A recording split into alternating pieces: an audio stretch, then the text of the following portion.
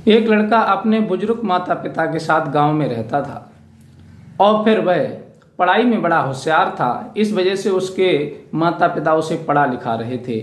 उनका ये सपना था कि हमारा बेटा पढ़ लिख जाएगा तो कोई अच्छी नौकरी करेगा, कोई बिजनेस करेगा जिससे हमारा बुढ़ापा अच्छे से कट जाएगा। और साथियों, ये हर माँ बाप का सपना होता है कि उसका बेटा पढ़ लिख जाए, अच्छी नौकरी प्राप्त करे, अच्छे रैंक पर जाए, अच्छी पोस्ट प्राप्त करे। ये हर माँ बाप का सपना होता है, क्योंकि माँ बाप की आशाएं जो होती हैं अपने बच्चों पर टिकी होती हैं, क्योंकि बुढ़ापे का सहारा कोई और नहीं होता, उनकी संतान होती है। इस वजह से हर माँ बाप शुरू में इतना प्रयास करते हैं, इतनी मेहनत करते हैं, इतना पैसा खर्च करते हैं कि उनका लड़का कुछ ना कुछ बन जाए, पढ़ जाए और अच्छा काम करने लगे, अच्छी संगत में पड़ जाए। यह विचार करके उस लड़के के माँ बाप भी उस लड़के को पढ़ाते हैं, लेकिन उसकी जो रुचि थी वो पढ़ाई में बहुत अच्छी थी। अच्छे नंबरों से वो इंटर पास कर लेता है। फिर उसके माँ बाप कहते हैं कि बेटा अब तुमने इंटर कर लिया है, आगे की पढ़ाई तब करना, पहले तुम शादी कर लो, क्योंकि शादी कर लोगे तो बहू घर पर रहेगी, हमारी देख रेख करेगी, अब हमसे ज़्यादा काम धंधा नहीं होता है। माँ बाप की मजबूरी को देख करके लड़का शादी कर लेता है। फिर वह महिला जब घर आती है तो फिर अपने पति के साथ में करती है वो काम जिसे देख करके आपको भी रोना आ जाएगा। सभी लोग जो भी सुनते हैं सो भी परेशान हो जाते हैं। आखिर उस महिला ने अपने पति के साथ क्या किया, कौन सी घटना को अंजाम दिया था, ये पूरी सच्चाई आज हम इस वीडियो के माध्यम से समझने का प्रयास करेंगे। नमस्कार, प्रणाम, मैं हूँ रितेश कुमार। दरअसल आज की जो सच्ची घटना मैं आपको सुनाने के लिए जा रहा हूँ, ये सच्ची घटना उत्तराखंड की है। उत्तराखंड में एक गोविंद नाम का लड़का अपने माता पिता के साथ रहता था, क्योंकि गोविंद अकेला था, उसके भाई बहन कोई नहीं थे। गोविंद जब इंटर पास कर लेता है तब उसके पिताजी कहते हैं कि बेटा देखो, अब हम पर वृद्ध अवस्था है, अब तुम शादी कर लो। गोविंद कहता है कि पिताजी जब मैं शादी कर लूंगा तो मेरी पढ़ाई छूट जाएगी। उसके पिता कहते हैं कि बेटा पढ़ाई नहीं छूटेगी, पढ़ाई की कोई उम्र नहीं होती, और शादी करने के बाद बहू हमारे पास रहेगी, तुम जितनी मर्जी हो उतनी पढ़ाई करना। उसके बाद लड़का माँ बाप की परेशानी को देखते हुए शादी कर लेता है और एक बिमला नाम की लड़की जो दिखने में बहुत सुंदर होती है उससे उसका विवाह हो जाता है। अब बिमला नाम की लड़की ब्याह करके जब घर में आती है, कुछ दिन तक तो वो आराम से दोनों रहते हैं, एक दूसरे से बड़ा प्रेम करते हैं पति पत्नी। और जब भी गोविंद पढ़ाई करने के लिए हॉस्टल चला जाता है तब वो हर समय फोन पर बात करती रहती है। और 2 साल बीत जाती हैं शादी के लिए। तब उनके बीच में एक बच्चा होता है, एक लड़का जन्म लेता है और बड़े लाड़ प्यार से उसका पालन पोषण करते हैं। तब उसकी पत्नी जो होती है बिमला, गोविंद की, वो कहती है कि देखो अब मुझे भी पढ़ाई करनी है। गोविंद कहता है ठीक है पढ़ लेना, तुम्हें पढ़ाई करनी है, लेकिन मेरी 1 साल की पढ़ाई शेष और रह गई है, वो पूरी कर लूँ मैं, उसके बाद तुम पढ़ लेना, मैं नहीं पढ़ूंगा। वो कहती है कि नहीं, मुझे तो पढ़ना है, अभी से मुझे मेरा एडमिशन करा दो। वो जिद करने लगती है अपने पति से, और पत्नी से इतना प्रेम करता था कि वो पत्नी की बात को टाल नहीं पाया, और पैसों की मजबूरी की वजह से, तंगी की वजह से उसने अपनी पढ़ाई छोड़ दी और अपनी पत्नी का एडमिशन करा दिया। अब वो पत्नी पढ़ने लगी, पढ़ते पढ़ते वो भी पढ़ाई में अच्छी उसकी रुचि थी, अच्छे रैंक प्राप्त कर रही थी, तो पढ़ते पढ़ते वो भी ग्रेजुएट कर लेती है। कुछ पढ़ाई तो वो अपने मायके से करके आई थी, और ऊपर की जो पढ़ाई थी उसने आकर के अपनी ससुराल में पति के द्वारा की थी। अब वो अच्छी पढ़ाई करने के बाद में 2 सालें बीत जाती हैं। एक बच्चा उनके बीच में और जन्म लेता है जो लड़की थी। अब 2 बच्चे हो जाते हैं और दोनों बच्चों का पालन पोषण गोविंद करता है, खेती किसानी का काम भी गोविंद करता है, और माँ बाप की देखभाल भी गोविंद करता है, बच्चों की देखभाल करता है। और उसकी पत्नी केवल पढ़ाई पर फोकस दे रही थी, उसे घर के कार्य से कोई मतलब नहीं था। गोविंद भी इस बात से निश्चित था कि चलो हमारी पत्नी कम से कम पढ़ तो रही है, हो सकता है कोई कामयाबी मिल जाए, किस्मत अगर साथ दे गई तो कामयाबी जरूर मिल जाएगी, क्योंकि मेहनत हमारी पत्नी बहुत कर रही है और उसकी सहयोग मैं पूरी तरह से कर रहा हूँ। जिस तरह से उसे ज़रूरत पड़ती है मैं पूरा सहयोग करता हूँ। अब जब ग्रेजुएट कर लेती है उसके बाद में आईपीएस की कुछ जगह निकली थी, तो उसने फॉर्म अप्लाई कर दिया और उसमें उसका नंबर आ जाता है। फिर बीच में एक व्यक्ति उसे मिलता है, वो कहता है कि देखो तुम्हारा नंबर तो आ गया है, लेकिन मैं तुम्हें लगवा सकता हूं। वैसे तो सबके बस की बात नहीं है कि आईपीएस में सब कोई भर्ती हो जाए, लेकिन तुम्हें ये नौकरी पाने के लिए 5 लाख रुपए देने होंगे। अब वो बिमला आकर के अपने पति से कहती है कि एक व्यक्ति, मेरा नंबर तो आ गया है, लेकिन एक व्यक्ति मुझे पास करवाने के लिए, हर टेस्ट में पास कराने के लिए 5 लाख रुपए मांग रहा है और आईपीएस अधिकारी मैं बन जाऊंगी। ये बात सुनकर के गोविंद बड़ा खुश हो जाता है कि आईपीएस हमारी पत्नी बन जाएगी, इससे अच्छी बात क्या है, हमारा नाम रोशन हो जाएगा, हमारे माँ बाप का नाम रोशन हो जाएगा, हमारे घर की आर्थिक स्थिति सुधर जाएगी। बड़ा खुश होता है, सोचता है चलो कोई बात नहीं, 5 लाख की बात है, मैं दे दूंगा। वो बेचारा घर को गिरवी रखता है, जो उसके पास जमीन होती है उस जमीन को गिरवी रख देता है, और यहाँ तक कि उसके पास रहने के लिए कोई ना तो घर रहता है, ना कमाने खाने के लिए खेत रहता है, सब गिरवी रख देता है। फिर भी 1 लाख रुपए जब कम पड़ता है तो वो दूसरे से ब्याज पर 1 लाख रुपए लेकर के, यानी 5 लाख रुपए कंप्लीट करके उस दलाल को दे देता है। वो दलाल जब पैसा तो लेता है, लेकिन वो वफादारी के साथ में उसकी पत्नी को आईपीएस अधिकारी बनवा देता है। कहीं भी उसकी सेटिंग हो, कुछ भी हो, इस बारे में नहीं कहा जा सकता। अब वो आईपीएस अधिकारी जब बन जाती है, उसकी पोस्टिंग हो जाती है, तब वो ट्रेनिंग के लिए बाहर जाने लगती है। ट्रेनिंग को जब जाती है तो अपने पति से कह के जाती है कि गोविंद तुम चिंता मत करना, बच्चों की देखभाल अच्छे से करना, माँ बाप की देखभाल अच्छे से करना, और मैं ट्रेनिंग पर जा रही हूँ, जब लौट करके आऊँगी तब सारी स्थिति संभाल लूँगी, सारा काम मैं देख लूँगी और सारी समस्या दूर हो जाएगी। ये बात सुनकर के वो बहुत खुश होता है और अपनी पत्नी को छोड़ने के लिए जाता है जहां वो ट्रेनिंग उसकी चल रही थी।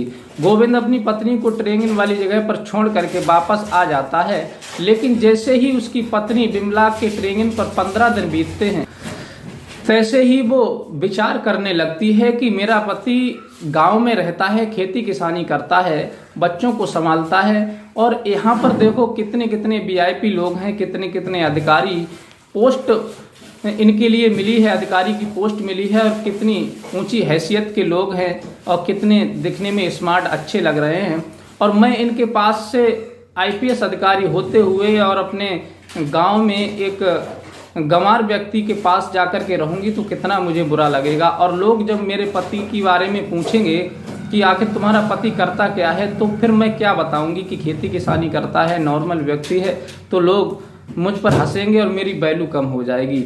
ये विचार करके वो अपने पति से बात करना कम कर देती है। धीरे धीरे यूं ही टाइम बीतता चला जाता है, तभी वहां का एक रहने वाला लड़का जिसका नाम अभी होता है, उससे उसकी नजरें लड़ जाती हैं। लेकिन अभी इसकी तरफ गौर नहीं कर रहा था, लेकिन ये महिला जो आईपीएस बनी थी, ये अभी की तरफ ज्यादा गौर कर रही थी और उसका पीछा करने लगी थी। लेकिन काफी प्रयास करने के बाद, काफी मेहनत करने के बाद ये अपने कार्य में सफल हो जाती है और उस लड़के से बात करने लगती है। फिर वो लड़का भी धीरे धीरे इसकी तरफ आकर्षित होने लगता है, लेकिन वो लड़का अंदर से इसकी तरफ चाहत नहीं बढ़ा रहा था, वो तो केवल ऊपर से इसे अपनी बातों में बहला रहा था बिमला के लिए।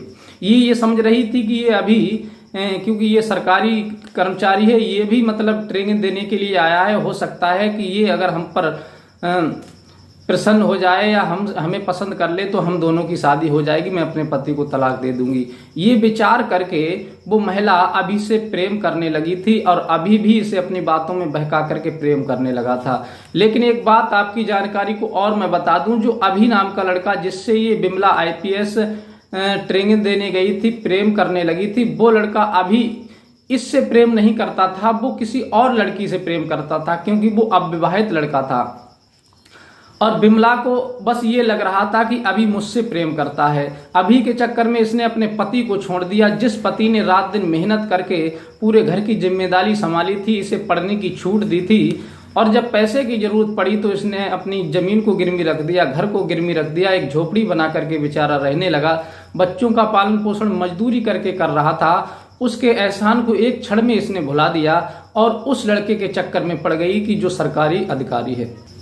अब इधर तो वो उसके प्रेम में पड़ जाती है, लेकिन धीरे धीरे अपने पति गोविंद से बात करनी कम कर देती है। गोविंद सोच रहा है कि आखिर बात क्या हो गई, इतनी बिजी तो नहीं है बिमला जितना कि इसने बात करनी कम कर दी, और जब भी बात कभी करती भी है जब भी गोविंद फोन लगाता है तो कभी तो उठाती नहीं है, कभी उठा भी ले तो कभी प्यार से बात नहीं करती, झुंझलाती है और लड़ाई झगड़ा शुरू हो जाता है। गोविंद के दिमाग में ये बात गूंज रही थी कि आखिर कुछ तो बात है जो बिमला आज इतनी बदली बदली सी लग रही है, क्योंकि पहले तो बिमला ऐसी नहीं थी, बड़ा प्रेम से बात करती थी, बड़ा अच्छी तरह से हालचाल पूछती थी। लेकिन अब बात क्या हो गई, बिमला के पास जब गोविंद एक दिन अचानक पहुंच जाता है तो देखता है कि बिमला उसी लड़का अभी के साथ बैठी हुई बातें कर रही थी, और जब वो अपने पति को देखती है तो झुंझला जाती है, लेकिन कुछ कह नहीं पाती।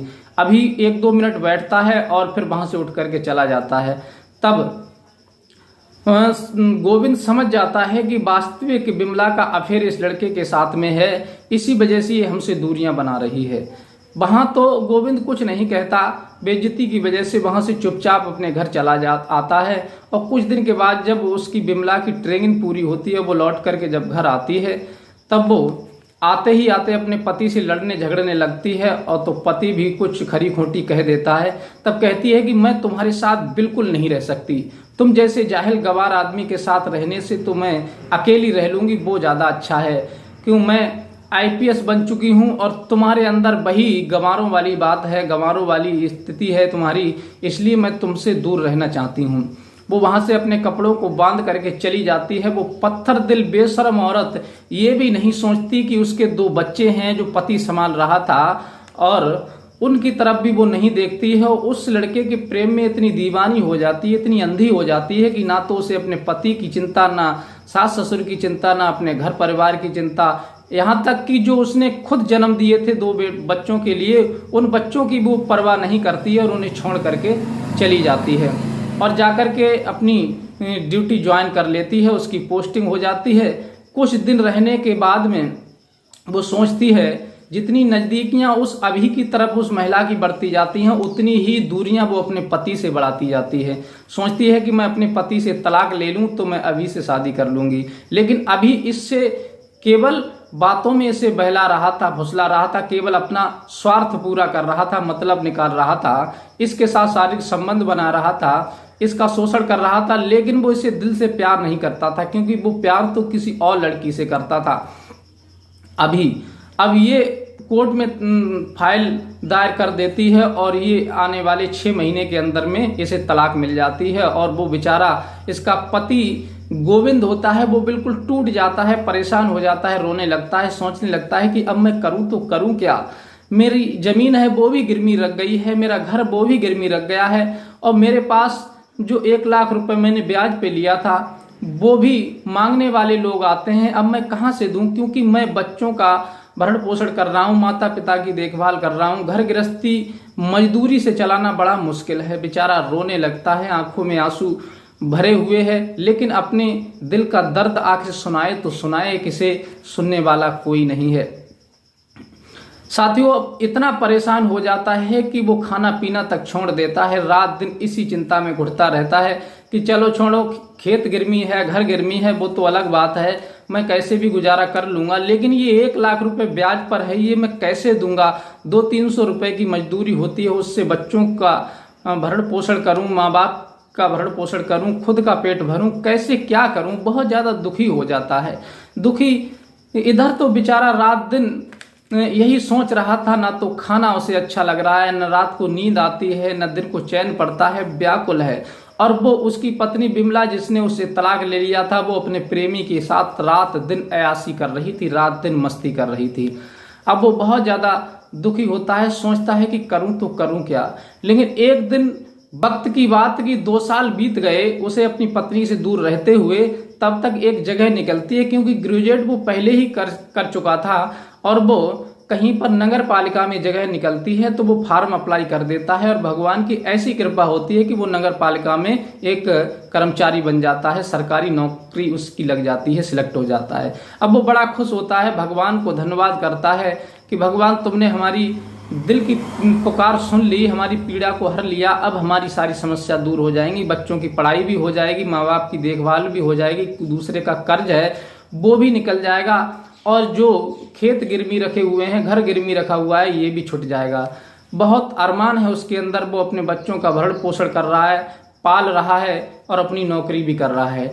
इधर बिमला उस अभी के साथ जो अयाशी कर रही थी, वो कुछ दिन के बाद में अभी जिस लड़की को चाहता था, जिससे वो शादी करना चाहता था, बिमला को छोड़ करके उसे लेकर के भाग गया।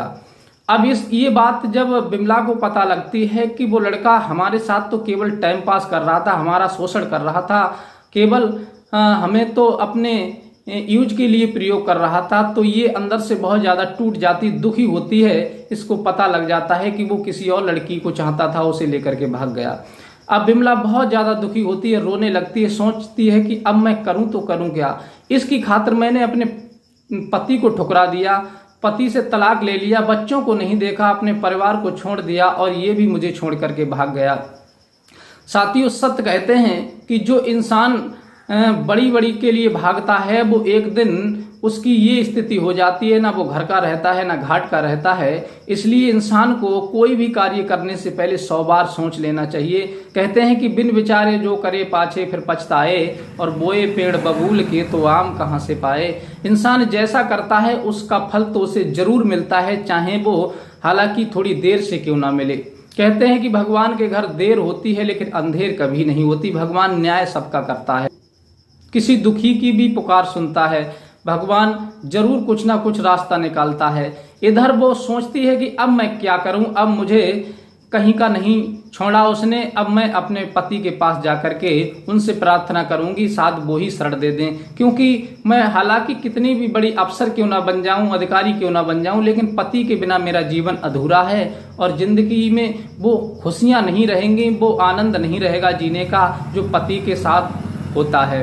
अब वो वहां से छुट्टी लेकर के अपने पति के पास आती है, तो पति अपनी ड्यूटी पर तैनात थे और बच्चे पढ़ करके स्कूल से घर आए हुए थे। अब वो बच्चों को देखती है तो बच्चों से लिपट करके रोने लगती है। तब तक कुछ देर के बाद में गोविंद आ जाता है, और गोविंद जब अपनी पत्नी को देखता है तो कहता है कि तुम यहाँ, तुम्हें किसने बुलाया था और आखिर यहाँ आने का मकसद क्या है तुम्हारा। अब वो पति की ऐसी बातें सुन करके रोने लगती है, पैरों पे गिर जाती है, कहती है कि मुझे क्षमा कर दो, मैंने तुम्हारे साथ बहुत बुरा बर्ताव किया, बहुत बुरा किया, जो तुम्हें धोखा दिया, लेकिन अब मुझे ठोकर लग गई है और मुझे सीख मिल गई है कि पति के सिवा जीवन में कोई ऐसा व्यक्ति नहीं है जो पत्नी की जिंदगी काट सके। संसार में स्वार्थी लोग तो बहुत मिलेंगे, अपना मतलब निकालने वाले, अपना टाइम पास करने वाले, लेकिन दुख सुख में साथ देने वाले और जिंदगी काटने वाला तो केवल पति होता है। अब मैं अच्छे से समझ गई हूँ। कहते हैं इंसान को जब तक ठोकर नहीं लगती तब तक उसे जिंदगी जीने की सीख नहीं मिलती, इसलिए इंसान को एक ठोकर लगने के बाद अच्छे से सीख मिल जाती है। अब वो बहुत ज़्यादा पछताती है, अपने पति के पैरों में गिर जाती है, रोने लगती है, गिड़गिड़ाने लगती है कि मुझे क्षमा कर दो, जिंदगी भर कभी आपको शिकायत नहीं मिलेगी, क्योंकि मैं IPS जरूर बन गई हूँ और तुम्हारे बिना कुछ नहीं है। गोविंद कहता है कि तुम जैसी IPS के लिए हम जैसे लोगों की क्या ज़रूरत है।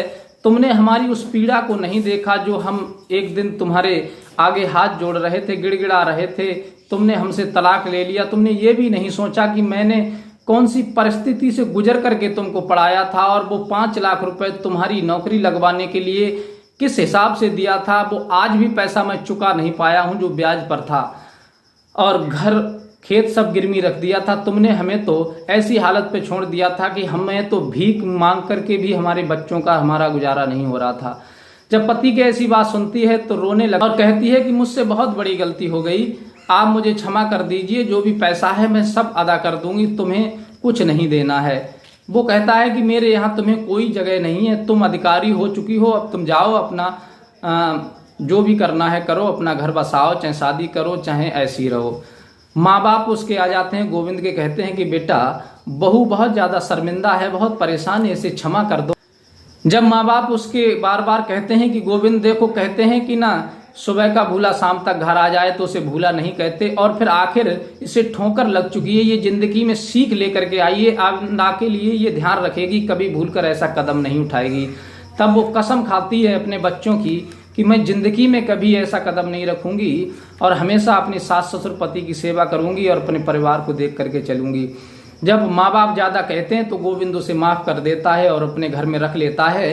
फिर दोनों वो अपनी अपनी नौकरी करने लगते हैं। गोविंद नगर पालिका में जो कर्मचारी था वहाँ करता है और वो IPS बन जाती हैं। वो अपनी ड्यूटी करने लगती हैं, बच्चे स्कूल में पढ़ने जाते हैं और माँ बाप की सेवा बड़ी अच्छे से होने लगती है और पुनः वो भगवान को साक्षी मान करके अपनी जिंदगी शुरू कर देते हैं। तो साथियों, ये कहानी आपको कैसी लगी? इस कहानी से किसी का दिल दुखाना या किसी को भावुक करना, उकसाना नहीं है। इस कहानी से ये सीख है, इस घटना से ये सीख मिलती है कि अपने परिवार को छोड़कर जाने वाले व्यक्ति की ये दशा हो जाती है। इसलिए पति का हमेशा सहयोग करना चाहिए, चाहे वो दुखी हो, सुखी हो, चाहे अमीर हो, गरीब हो, धनवान हो, निर्धन हो, जैसा भी हो, लेकिन पति का कभी साथ नहीं छोड़ना चाहिए। पति की अगर वैल्यू है तो पत्नी की पहले वैल्यू है। कहते हैं कि पति राजा बन जाएगा तो पत्नी तो वैसे भी रानी बनी हुई है।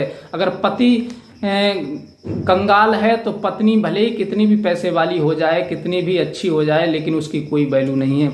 पति के चरणों से अगर पत्नी बंधी होती है तो पति की जितनी वैल्यू बढ़ती है उतनी ही पत्नी की बढ़ जाती है। इसलिए हमेशा अपने पति का सहयोग करना चाहिए और कभी भी इस तरह से बाहर के व्यक्ति पर विश्वास नहीं करना चाहिए। ऐसे विश्वास करने वाले व्यक्तियों की यही दशा होती है, एक दिन वो ना घर के रहते हैं ना घाट के रहते हैं। अगर आपको हमारी वीडियो पसंद आई हो तो अपने यार दोस्तों को भी शेयर करें और हमारे चैनल को लाइक सब्सक्राइब करें। और हमारी श्रोताओं ने कुछ कमेंट किए हैं, उन्हें हमारी जो वीडियो पसंद आई हैं। तो एक हमारे श्रोता हैं रविशंकर, मुजफ्फरपुर से हैं, इन्होंने हमारी वीडियो को पसंद किया है, बहुत बहुत धन्यवाद आपका। और हमारे एक श्रोता हैं सुरजीत सिंह, होशियारपुर पंजाब से हैं, इन्होंने भी हमारी वीडियो को बहुत पसंद किया है, बहुत बहुत धन्यवाद भाई का।